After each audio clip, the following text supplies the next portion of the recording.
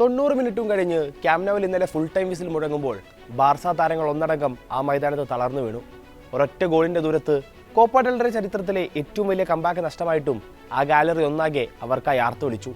യമാലിന്റെയും റാഫിനിയുടെയും എല്ലാം പേരുകൾ ആ ഗാലറിയിൽ നിന്നും ഒരു കവിത പോലെ മുഴങ്ങി കേട്ടു.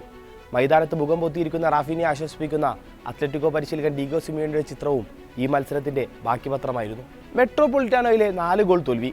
കോപ്പ ഡെൽ റേ സെമി ഫൈനലിന്റെ ആ ആദ്യപാദ മത്സരം ഒരുപക്ഷെ ഫ്ലിക്കിന്റെ കരിയറിലെ ഏറ്റവും മോശം ദിനങ്ങളിൽ ഒന്നായിരുന്നു. എങ്കിലും തന്റെ ടാക്ടിക്സിലും കളിക്കാരിലും പൂർണ്ണ വിശ്വാസമുള്ള അയാൾ സ്വന്തം മൈതാനത്തൊരു കംബാക്ക് വിജയം സ്വപ്നം കണ്ടിരുന്നു. ഫ്ലിക്കിനെ പോലെ തന്നെയായിരുന്നു ഓരോ ബാർസ താരങ്ങളും. ഒരു റൊമാൻറ്റാഡ അവരെല്ലാം പ്രതീക്ഷിച്ചിരുന്നു. തങ്ങളുടെ പോസ്റ്റിലൂടെയും സ്റ്റോറിയിലൂടെയും എല്ലാം അവരതിന്റെ സൂചനകൾ നൽകി.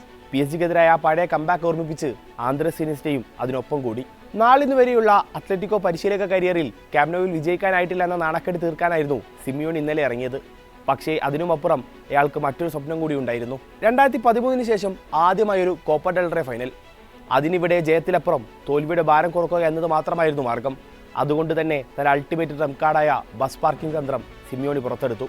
പക്ഷേ ആ ചക്രവ്യൂഹം പൊളിക്കാനുള്ള ബ്ലൂ പ്രിന്റ് ഫ്ലിക്കിന്റെ കയ്യിൽ ആദ്യമേ ഉണ്ടായിരുന്നു.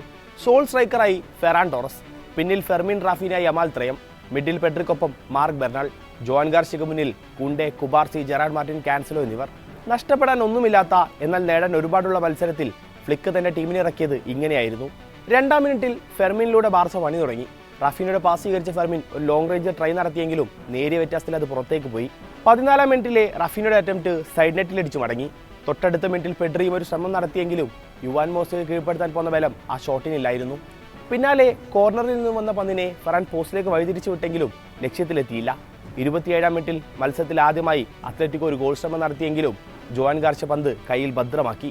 അത്ലറ്റിക്കോയുടെ അറ്റംപ്റ്റിന് പിന്നാലെ ബാർസയുടെ ആദ്യ ഗോൾ വന്നു. ഫെർമിന്റെ കോർണറിൽ നിന്നും തുടങ്ങിയ നീക്കം പാസ് സ്വീകരിച്ച യമാൽ ലുക്മാനെയും ഊലിയൻ അൽവാരസിനെയും സമർത്ഥമായി കബളിപ്പിച്ച് അത്ലറ്റിക്കോ ബോക്സിലേക്ക് കടന്നു.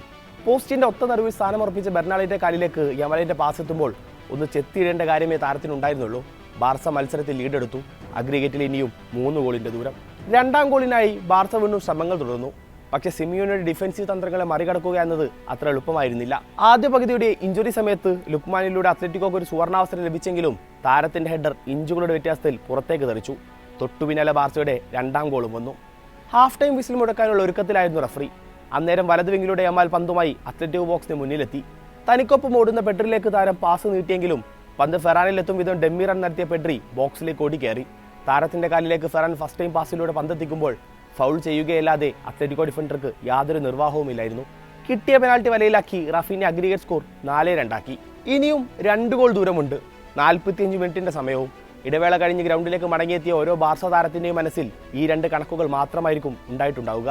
പക്ഷേ 2-ാം പകുതിയിലെ ആദ്യ അറ്റംപ്റ്റ് അത്ലറ്റിക്കോയുടെ വകയായിരുന്നു. ഹൂലിയൻ അൽവാരസിന്റെ ഒരു ലോങ് റേഞ്ചർ. പക്ഷേ ജോൻ ഗാർഷ്യയുടെ കയ്യിൽ വിശ്രമിക്കാനായിരുന്നു ആ നീക്കത്തിന്റെ വിധി. തൊട്ടടുത്ത മിനിറ്റിൽ റാഫിനയുടെ ഫ്രീ കിക്ക് തടുത്തിട്ട് യുവാൻ മൂസയും കളി കാര്യമാക്കി. 55-ാം മിനിറ്റിൽ ബാർസയുടെ തുടർച്ചയായ 3 നീക്കങ്ങളാണ് മൂസോ തടഞ്ഞിട്ടത്. കംബാക്ക് സ്വപ്നം കണ്ട ഓരോ ബാർസക്കാരുടെ മുന്നിൽ മൂസോ ഭേദിക്കാനാവാത്ത ഒരു ഉരുക്കുകോട്ട പോലെ ഉറച്ചു നിന്നു. പിന്നെയും ബാർസ ശ്രമങ്ങൾ തുടർന്നെങ്കിലും ഗോൾ വല കുലുക്കാൻ 72-ാം മിനിറ്റ് വരെ കാത്തിരിക്കേണ്ടി വന്നു.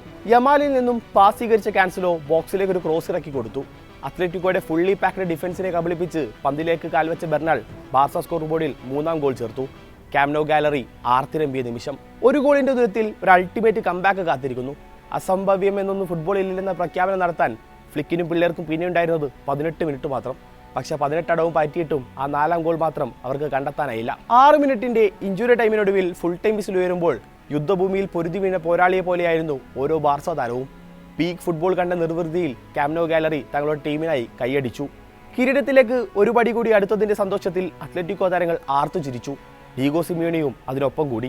2013 ബെർണബ്യൂ വേദിയായ കോപ്പ ഡെൽ റേ ഫൈനലിലാണ് അത്ലറ്റിക്കോ അവസാനമായി കളിച്ചത്. തിങ്ങി നിറഞ്ഞ ആ മൈതാനത്ത് ആതിഥേയരായ റയലിനെ കീഴ്പ്പെടുത്തി അന്ന് കിരീടമുയർത്തിയ നിരയിലെ 2 പേർ ഇന്നും ടീമിലുണ്ട്. ഒന്ന് പരിശീലകൻ ഡീഗോ സിമിയോണി, മറ്റൊന്ന് മിഡ്ഫീൽഡ് ജനറൽ കോക്കെ. ഒരു ദശാബ്ദത്തിനുപുറം വീണ്ടും ഒരു കോപ്പ ഡെൽ റേ കൂടി സിമിയോണി ഷെൽഫിലെത്തിക്കുമോ?